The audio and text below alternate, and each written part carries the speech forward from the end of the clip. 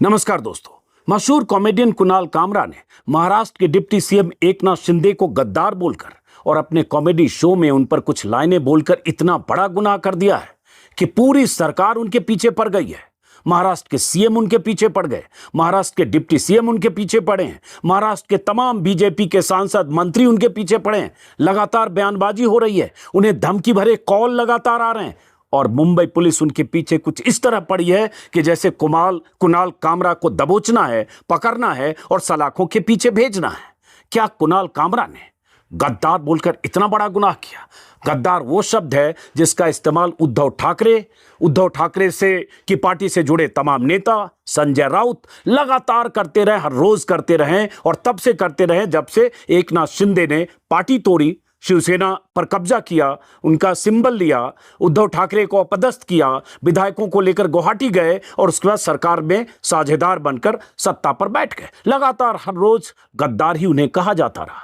लेकिन एक कॉमेडियन ने अगर अपने शो में यह कहा, कुछ तंज कसते हुए कहा, तो पूरी सरकार उनके पीछे पड़ गई इस तरह से कि मुंबई पुलिस के हवाले से जो खबर आ रही है कि कॉमेडियन कुणाल कामरा ने जब से उन्हें सम्मन भेजा गया मुंबई पुलिस की तरफ से, कुणाल कामरा ने सम्मन मिलने के बाद 1 हफ्ते का 7 दिन का समय मांगा, लेकिन उन्हें मुंबई पुलिस ने समय देने से मना कर दिया। और उसके बाद अब जानकारी मिली है कि उन्हें दूसरा सम्मन भेजा गया है।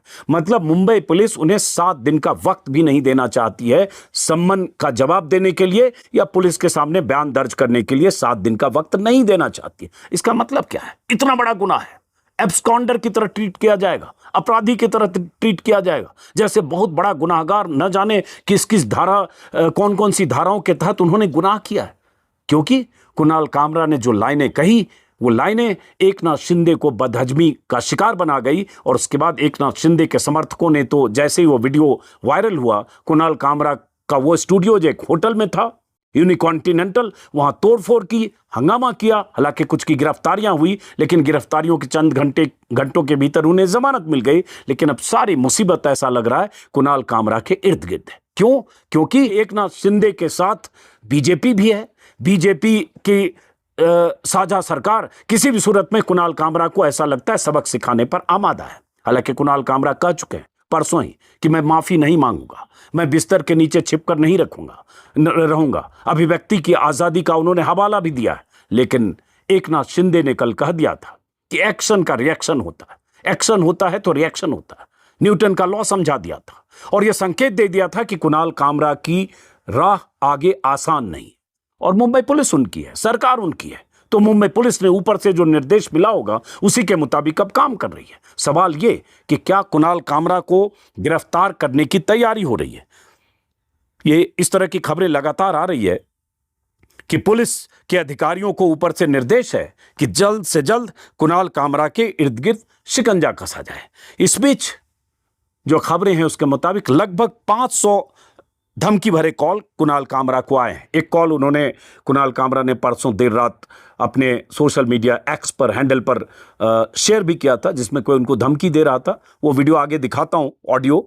लेकिन 500 कॉल धमकी भरे, क्योंकि उनके नंबर, उनके प्राइवेट नंबर को पब्लिक कर दिया गया। और जैसा कि इस दौर में होता है कि जो अंध समर्थक होते हैं या ऐसे उत्पाती ब्रिगेड के दस्ते होते हैं, वो लगातार उसके बाद कॉल करने लगते हैं। उन्हें पता होता है कि वो जो कर रहे हैं उसके बदले उनके खिलाफ कोई कार्रवाई नहीं होगी। उन्हें ऊपर से समर्थन है, क्योंकि एकनाथ शिंदे कह चुके कि एक्शन के बदले रिएक्शन होता है। कार्यकर्ताओं की भावनाएं आहत हो गई हैं तो मैं कुछ नहीं कर सकता। ये एकनाथ शिंदे का बयान था कि कार्यकर्ताओं की भावनाएं हैं, मैं तोड़फोड़ का समर्थन नहीं करता, लेकिन एक्शन के बदले रिएक्शन होता है। और वो रिएक्शन गालियों की शक्ल में है, धमकियों की शक्ल में है, चेतावनियों की शक्ल में है, मार देंगे, तोड़ देंगे, फोड़ देंगे, और उसके बाद जान से मारने की धमकियों के शक्ल में है। जो मैं देख रहा हूं, खबरें कई जगह छप रही है कि कुणाल कामरा को जान से मारने की धमकियां मिल रही है।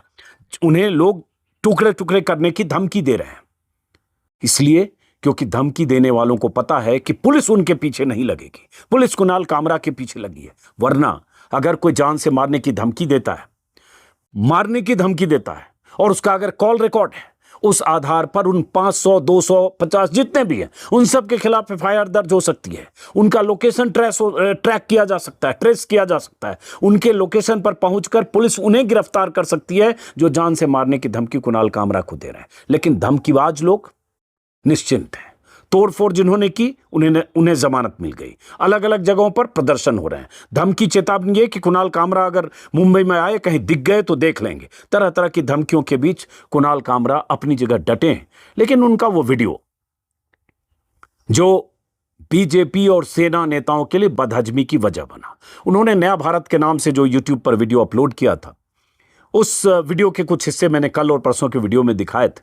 लेकिन मैं चाहता हूं टुकड़े टुकड़े फिर से आप देखिए। उसमें मोदी पर भी तंज है, मोदी की सत्ता पर भी तंज है। नया भारत की बात करते हैं तो न्यू इंडिया की बात करते हैं, न्यू नॉर्मल मोदी की बात करते हैं। तो मैं चाहता हूं एक बार फिर से वो वीडियो देखिए और सोचिए कि, और अगर आपको व्यंग, कॉमेडी, पैरोडी अगर इसकी तमीज और समझ है तो इसमें कोई ऐसी बात, इतनी बड़ी बात नहीं है कि इतनी बौखलाहट हो जाए। और दूसरी बात, मैंने परसों भी कहा कि अगर किसी की भावनाएं आहत होती हैं, किसी को बुरा लगा, अगर लगा कि ये बिलो द बेल्ट है, अगर लगा कि ये असहनीय है, अगर लगा कि ये मर्यादाएं इस कॉमेडी में लांघी गई हैं, तो उसके लिए कानूनी प्रक्रिया है। आप एफआईआर दर्ज करा सकते हैं, आप मुकदमा कर सकते हैं, आप मानहानि का मुकदमा कर सकते हैं, आप नोटिस भेज सकते हैं, आप उसे माफी मांगने के लिए कह सकते हैं, आप उसे वीडियो डिलीट करने के लिए कानूनी कार्रवाई का कानूनी रास्ता अख्तियार कर सकते हैं। ये सब कर सकते हैं। लेकिन आप तोड़फोड़ करें, आप हिंसक हो जाएं, आप उत्पात मचाएं, आप धमकियां दें, आप टुकड़े टुकड़े करने की बात कहें, आप जान से मारने की बात करें और लगातार कॉल करें, जिसको 500 कॉल आया होगा लगातार, तो समझिए उसकी मानसिक स्थिति क्या होगी। लेकिन जितना मैं कुणाल कामरा को देख रहा हूं एक्स पर, उनके जितने इतने सालों में जो मैंने देखा समझा है कि वो इससे कोई घबराए नहीं है, क्योंकि उन्होंने पहले ही दिन परसों ही कह दिया कि मैं माफी नहीं मांगूंगा। वरना आसान रास्ता था, माफी मांगते। उन्होंने कहा, मैंने वही कहा जो अजीत पवार पहले कह चुके हैं एकनाथ शिंदे को लेकर। जब एकनाथ शिंदे ने पार्टी तोड़ी थी, बगावत किया था, गुवाहाटी गए थे, तो ये सब उनके बारे में लगातार कहा गया था। एनसीपी के नेताओं की तरफ से कहा गया था, शिवसेना के नेताओं की तरफ से तो कहा ही गया था, क्योंकि तब साझा सरकार थी, जिसको महाविकास आघाड़ी की सरकार को, जिसको तोड़कर और उसके बाद बीजेपी के साथ एकनाथ शिंदे की सरकार बनी। तो बहरहाल कुणाल कामरा पर यह खतरे, पुलिस का शिकंजा अपनी जगह है।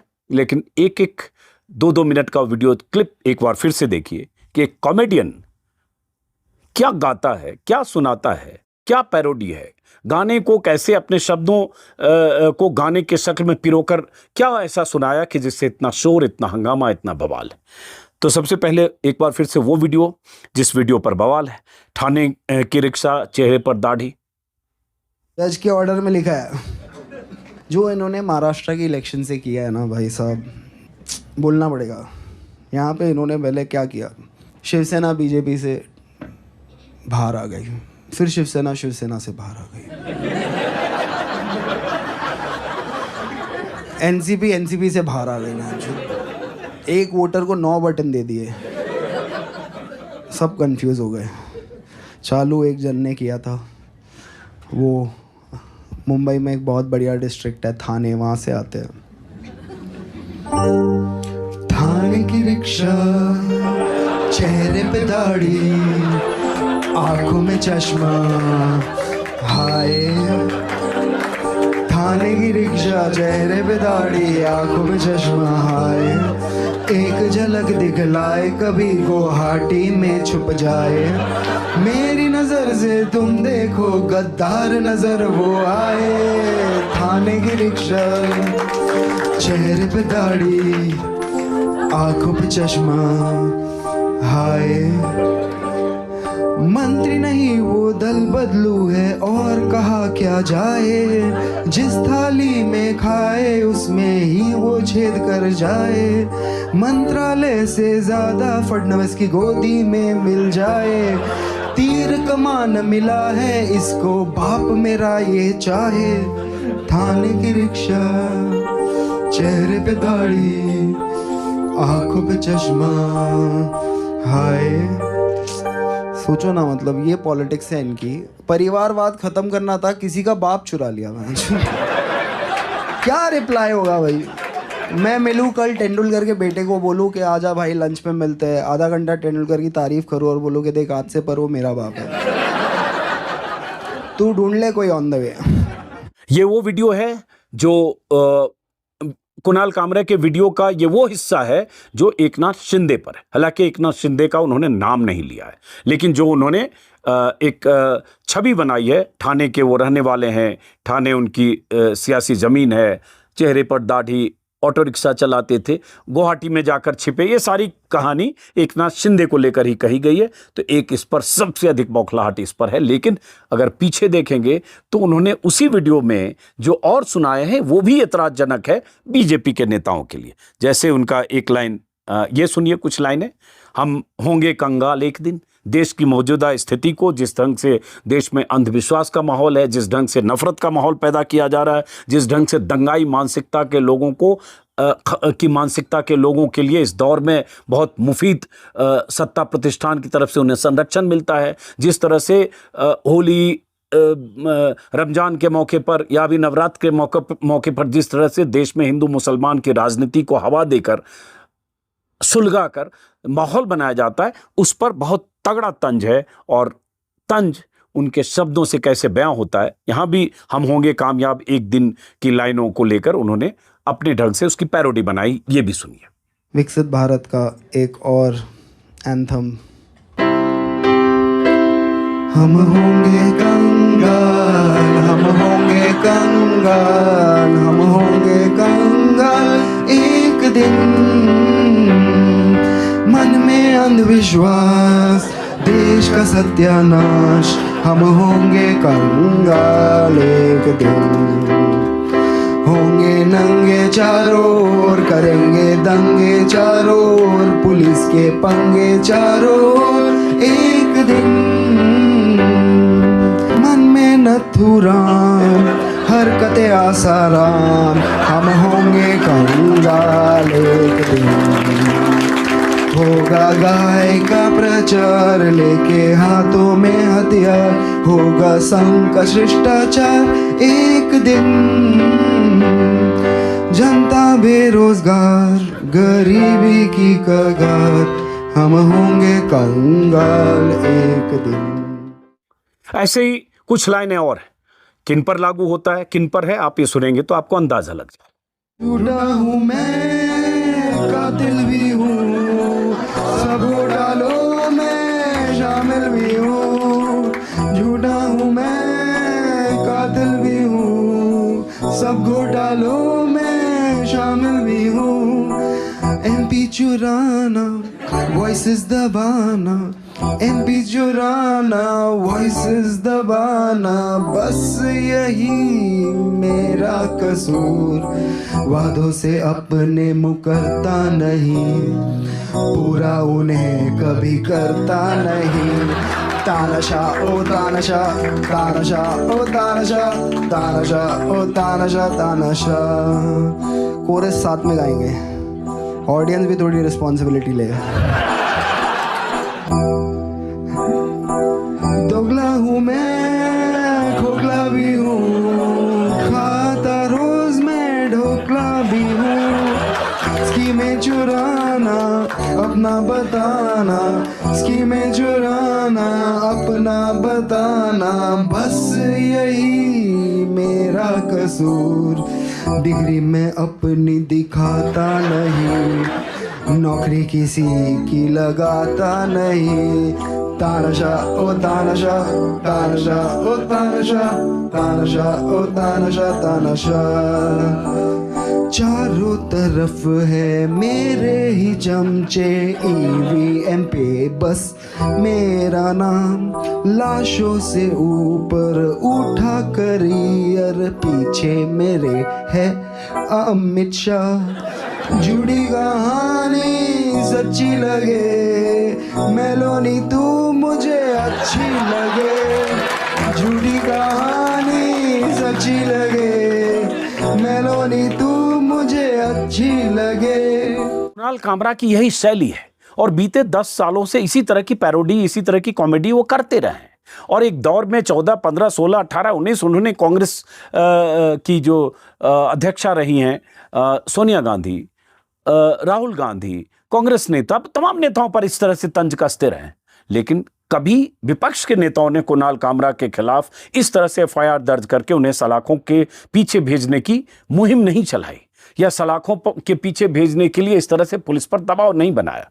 लेकिन यहां सवाल बीजेपी का है, जिन्हें अभिव्यक्ति की आज़ादी पर भाषण तो देना है, लेक्चर तो देना है, प्रवचन तो देना है, सभाओं में, सेमिनार में, चुनावी रैलियों में, लाल किले से दुनिया के मंचों पर। लेकिन जब किसी कॉमेडियन की कॉमेडी का सवाल आता है, जो बीजेपी और बीजेपी से जुड़े जो साझेदार दल हैं, उन्हें अगर वो मुफीद नहीं बैठता या उन पर तंज होता है, उन पर चोट होती है, तो बौखलाहट होती है। कुणाल कामरा के लिए इसीलिए बौखलाहट है, कुणाल कामरा के गाए से या उनके वीडियो से। इतना ही नहीं, इस दौर में एक आसान तरीका है कि अगर कोई मुस्लिम आरोपी है किसी भी मामले में तो बुलडोजर भेज दो, और अगर कोई और आरोपी है, कोई भी हो, किसी के खिलाफ आपको कार्रवाई करनी है, एफआईआर दर्ज करो और उसके बाद उस पर कार्रवाई करने के तरह तरह बहाने और तरीके खोजो। अब कुणाल कामरा के केस में हुआ, जिस होटल में, यूनिकॉन्टिनेंटल के होटल में एक हैबिटेट सेंटर या हैबिटेट क्लब है जहां इस तरह के शोज रिकॉर्ड होते रहे हैं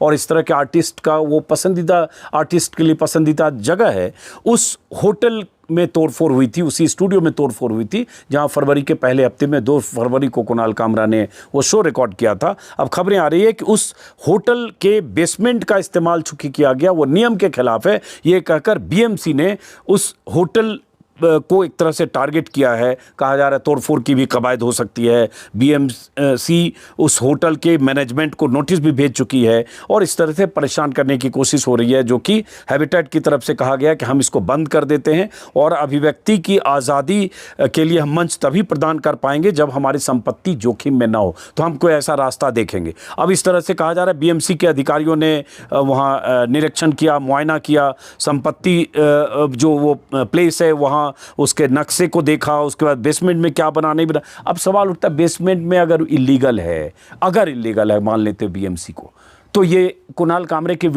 के वीडियो रिकॉर्डिंग का इंतजार कर रहे थे कि वायरल होगा, बवाल होगा, एफआईआर होगी, एकनाथ शिंदे का मजाक उड़ाया जाएगा और उसके बाद बीएमसी पहुंच जाएगी। और इस आधार पर अगर करेंगे तब तो क्या आपने कोई कैंपेन चलाया कि पूरे मुंबई में, महाराष्ट्र में जितने भी होटल हैं उसमें बेसमेंट का क्या हो रहा है? मैं तो मुंबई सैकड़ों बार गया हूँ, दर्जनों, 50 नहीं, हज़ारों ऐसे होटल्स होंगे जिसके बेसमेंट में कहीं स्टूडियो होगा, कहीं कुछ होगा, कहीं शॉपिंग सेंटर होगा, कहीं और किसी तरह का इस्तेमाल हो रहा होगा। लेकिन जहां आपको टारगेट करना है वहां सारी आप नियम कायदे को एक कागजी कार्रवाई के लिए आप बहाना तलाशते हैं। कुणाल कामरा के केस में भी चूंकि तंग करना है, उसको भी जहां उनको मंच मिला, उस प्रॉपर्टी को भी के मालिक को भी टारगेट करना है ताकि आगे से कोई ऐसे स्टूडियो के लिए या ऐसे आर्टिस्ट को मंच ना दे। इसलिए भी सरकार इस दिशा में भी काम किया जा रहा है और इसलिए हो सकता है आने वाले दिनों में उस होटल मालिक के लिए मुसीबत बढ़ जाए और बेसमेंट को इलीगल बताते हुए कोई सख्त कार्रवाई हो जाए। फिलहाल देखते हैं क्या कुणाल कामरा, अब ये जो पुलिस ने दोबारा सम्मन दिया, क्या इसके बाद हाजिर होते हैं, सम्मन के लिए रिस्पॉन्ड करते हैं किस तरह से, या फिर अदालत की शरण लेते हैं। फिलहाल हम इंतजार करेंगे, देखेंगे। नमस्कार।